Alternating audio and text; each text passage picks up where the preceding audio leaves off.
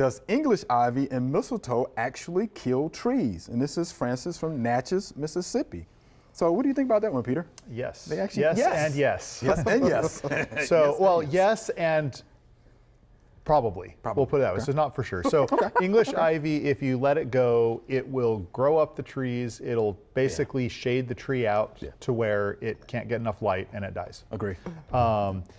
There's lots of other problems, but we can just leave it at that with the English ivy. Very invasive. Yeah. Mistletoe can kill your tree, but not necessarily. It depends on how bad it is. So mistletoe, the berry gets processed through a bird, and then when the bird lands on a branch, it releases the seed, shall we say, and the seed is it has a sticky cover on it, so it sticks to the branch, and then it actually, just imagine a plant in the soil, but it's growing on a branch. Yeah. So it sends a root down into the tree's branch, and so though the mistletoe is photosynthesizing, so it's not a complete parasite. Right. So it is doing its own photosynthesis from the sun, but it is pulling nutrients and water out of the tree itself. Right. That is for sure.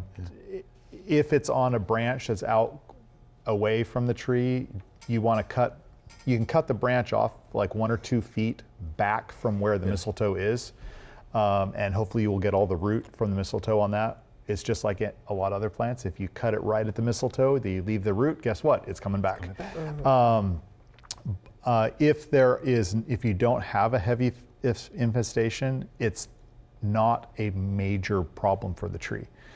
You can also, if you wanted to, you could cut the mistletoe off the tree, wrap that area in black plastic, so hopefully when the mistletoe resprouts, there's no light, it would die. That often takes a couple years though. Yeah. But if if you have a heavy infestation of mistletoe, it probably could take the tree down. Yeah.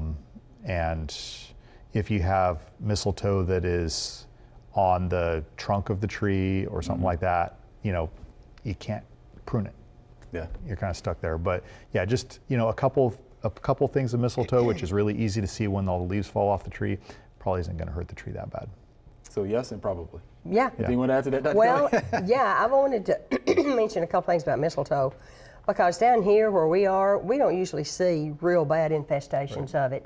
Yeah. But my son lives in California, up in the Tehachapi Hills, which is north of Los Angeles, right up in the base of the Sierra Nevada mountains. And they have not a lot of big trees. They have what's called blue oaks. And they remind me of our live oaks. Oh. But those trees are absolutely eaten up with mistletoe. How about that?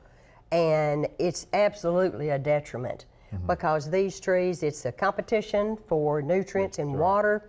It can even shade out, some of the light for photosynthesis, because you're talking about as much mistletoe as leaves. Wow. It is real. I've never seen mistletoe that bad. So it just depends, I guess, on what part of the country, where and these trees are just already gnarly and stunted, and it can actually, it can cause stunting of growth of trees when it's a really, really bad infestation. And on the ivy, just the weight of the ivy, can topple a tree in storms, In the wind, hanging I got down, you. besides just totally covering up the leaf canopy and killing it through the lack of photosynthesis. But all of that stuff around the trunk, if you think about it, it's holding moisture. And believe it or not, bark has to have air, goes in and out through the actual bark itself to get into the trees, because it's, under the bark. Actually, bark's dead, but you get inside it there, you've got the growth rings, the growing part of the tree. So, and then you've got all this moisture and cutting out the light. It's just a bad scenario for pathogens and bugs and things like that too. So Rot your I would bark. agree. yeah, rot the bark, exactly. So not a good thing.